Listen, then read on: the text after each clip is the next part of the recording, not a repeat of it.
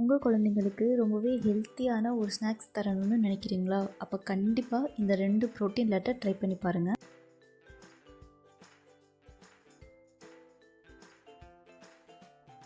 முதல்ல பார்க்க போகிறது வேர்க்கடலை லட்டு. இதுக்கு முதல்ல பார்த்தீங்கன்னா வெள்ளை பாகு ரெடி பண்ணிக்கலாம். நான் இப்போ செய்ய போகிற 2 லட்டுக்குமே இந்த அளவுக்கு தான் வெல்லம் எடுத்துக்கிறேன். இது பார்த்திங்கன்னா ஒரு அரை கப் அளவுக்கு வெல்லம் இருக்கும். வெல்லத்தை ஒரு பாத்திரத்தில் சேர்த்திட்டு அதில் கொஞ்சமாக தண்ணி ஆட் பண்ணிக்கோங்க. ரொம்ப தண்ணி சேர்த்த வேண்டாம், ரொம்ப கம்மியாக தண்ணி ஆட் பண்ணால் போதும்.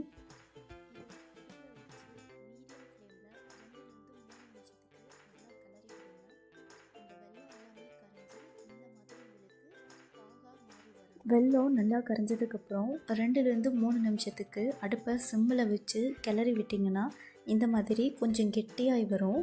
ரொம்ப கெட்டியாகிற அளவுக்கு விடக்கூடாது, லைட்டாக கெட்டியானால் போதும். இப்போது இதை தனியாக எடுத்து வச்சுக்கலாம், கொஞ்ச நேரம் ஆறட்டும்.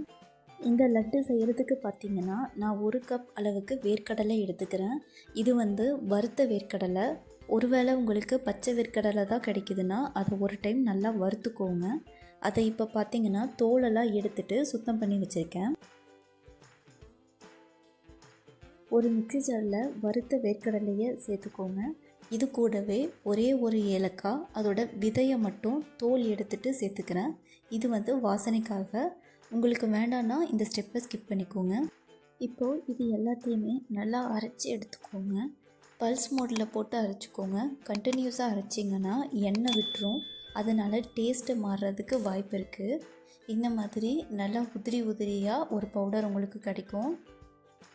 இப்போது ஒரு பாத்திரத்தில் அரைச்ச நிலக்கடலை பவுடரை சேர்த்துட்டு இது கூடவே காய்ச்சி வச்சுருக்க வெள்ளைப்பாகையும் சேர்த்துக்கலாம். பாருங்கள், பாகு ஆறுனதுக்கப்புறம் இந்தளவுக்கு திக்காயிருக்கு.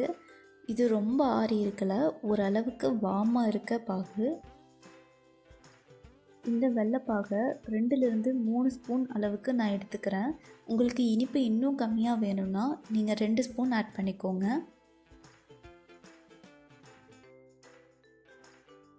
பாகு சேர்த்ததுக்கப்புறம் அதில் உருக்கி வச்சுருக்க நெய்யும் சேர்த்துக்கிற. நெய் இன்னும் வாசனையாக கூட்டி லட்டுக்கு டேஸ்ட்டை கொடுக்கும். பாருங்கள், இந்த மாதிரி நல்லா உருட்டி எடுத்துக்கணும். இப்போது லட்டு ஷேப்பில் உருட்ட ஆரம்பிச்சிடலாம். 1 வயசுக்கு மேலே இருக்க குழந்தைங்களுக்கு கண்டிப்பாக நிலக்கடலை சேர்த்துக்கோங்க. அதில் நியூட்ரிஷன்ஸ் ரொம்பவே அதிகம், அதனால் உங்களுக்கு ஹெல்த்தி வெயிட் கெயினுக்கு கண்டிப்பாக ஹெல்ப் பண்ணும். இந்த மாதிரி லட்டு ஷேப்புக்கு நான் பிடிச்சி எடுத்திருக்கேன், உங்களுக்கு தெரியும்னு நினைக்கிறேன்.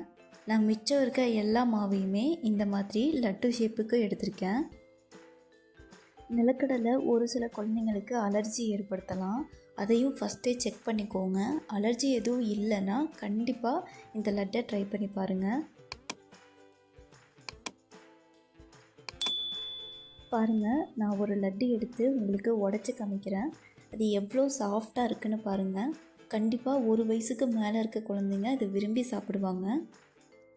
நெக்ஸ்ட்டு ரெசிபி பாதாம் லட்டு. இதுக்கு 1 கப் அளவுக்கு நான் பாதாம் எடுத்துக்கிறேன்.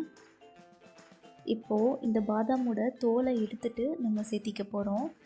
இந்த மாதிரி தண்ணியில் 5லேருந்து 10 நிமிஷத்துக்கு கொதிக்க வச்சிங்கன்னா பாதாமோட தோல் ஈஸியாக பிரிஞ்சு வந்துடும். தோல் எடுத்துகிட்டு சேர்த்துனிங்கன்னா இன்னுமே அது ஈஸியாக ஜீரணமாகும். இந்த மாதிரி பிரிச்சிங்கன்னா பாதாமோட தோல் ரொம்பவே ஈஸியாக வந்துடும். இந்த மாதிரி நான் எல்லா பாதாமையும் தோல் எடுத்து வச்சுருக்கேன்.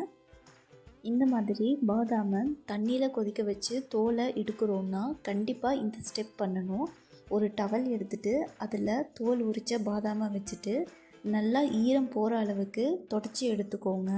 ஈரம் இருந்துச்சுன்னா அந்த லட்டு சீக்கிரமாகவே கெட்டு போகிறதுக்கு வாய்ப்பு இருக்குது.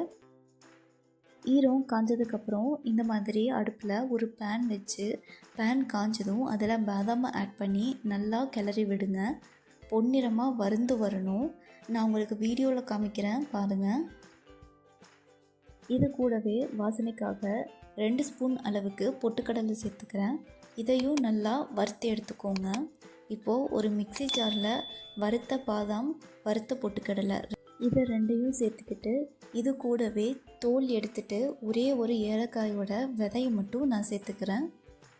இதையும் நல்லா பவுடராக அரைச்சி எடுத்துக்க போகிறோம். பல்ஸ் மோடில் அரைங்க. அப்போ தான் உங்களுக்கு பாதாம்லேருந்து எண்ணெய் பிரிஞ்சு வராது. பாருங்கள், இந்த அளவுக்கு நல்ல பவுடர் கிடைக்கணும், உதிரி உதிரியாக.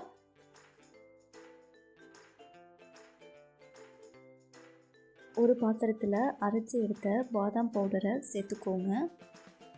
இது கூடவே காய்ச்சி ஆற வச்சுருக்க வெள்ளைப்பாகு எடுத்திருக்கேன். பாருங்கள், வெள்ளைப்பாகு இந்த அளவுக்கு திக்காக இருக்கணும். வெள்ளைப்பாகு ஒரு 3 ஸ்பூன் அளவுக்கு நான் சேர்த்துக்கிறேன். உங்களுக்கு இனிப்பு வேண்டான்னா இதை கம்மி பண்ணிக்கோங்க. கூடவே உருக்கி வச்சுருக்க நெய்யும் சேர்த்து கைகள்லையே நல்லா பிசைஞ்சு விடுங்க.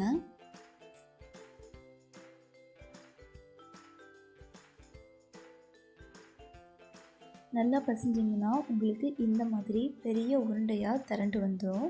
இப்போது இதிலிருந்து சின்ன சின்னதாக நம்ம லட்டு ஷேப்புக்கு பிடிக்க ஸ்டார்ட் பண்ணலாம். ஈஸியாகவே பிடிக்க முடியும் உங்களால். நான் மிச்சம் இருக்க மாவு எல்லாத்தையுமே இந்த மாதிரி லட்டு ஷேப்புக்கு பிடிச்சி எடுத்திருக்கேன். நான் எடுத்துக்கிட்ட அளவுகளுக்கு எனக்கு 5லிருந்து 7 லட்டுகள் கிடச்சிது. பாதாம் குழந்தைங்களோட பிரெயின் க்ரோத்துக்கு ஹெல்ப் பண்ணும். அதனால் கண்டிப்பாக குழந்தைங்களோட டயட்டில் சேர்த்துக்கோங்க. இந்த வீடியோவில் ஷேர் பண்ணியிருக்க 2 ப்ரோட்டீன் லட்டு ரெசிபியுமே உங்களுக்கு பிடிச்சிருக்குன்னு நினைக்கிறேன். பிடிச்சிருந்தா கண்டிப்பாக இந்த வீடியோவை லைக் பண்ணிக்கோங்க.